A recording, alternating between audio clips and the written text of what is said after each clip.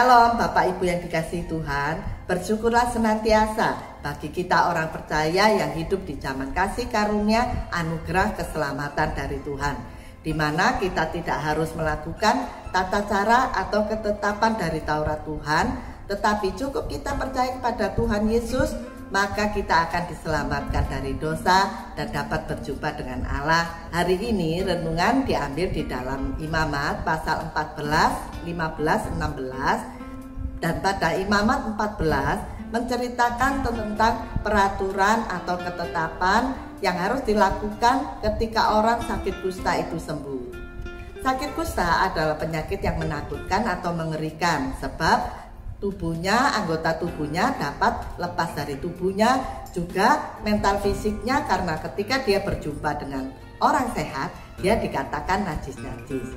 Dan ketika orang kusta itu sembuh, itu menjadi hal yang luar biasa menyenangkan atau membuat sukacita. Dan di dalam perjanjian baru diceritakan Tuhan Yesus menyembuhkan 10 orang kusta dengan tanpa usaha mereka, tetapi melalui mujizat yang Tuhan berikan. Ketika mereka sudah benar-benar sembuh, hanya 1 orang yang kembali kepada Tuhan dengan ucapan syukur.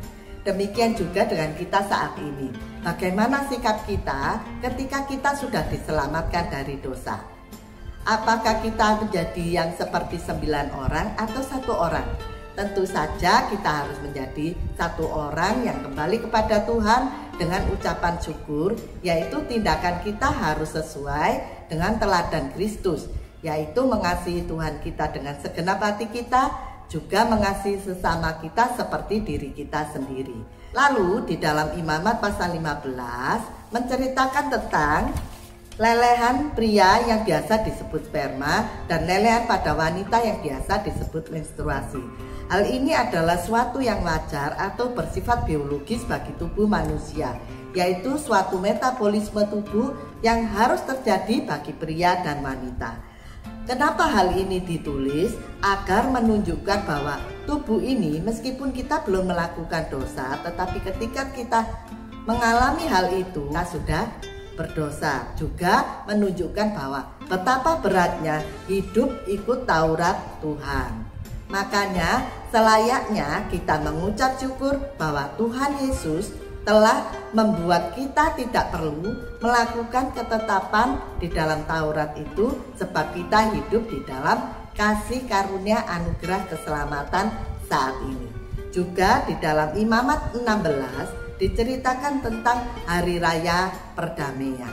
Dan sampai saat ini hari raya terbesar bagi orang Yahudi yaitu hari raya Yom Kippur, hari raya perdamaian, di mana diceritakan bahwa ada aturan-aturan atau persembahan-persembahan yang harus dilakukan oleh iman, yaitu penebusan dosa melalui darah binatang. Tapi hal itu masih dianggap tidak sempurna oleh Allah.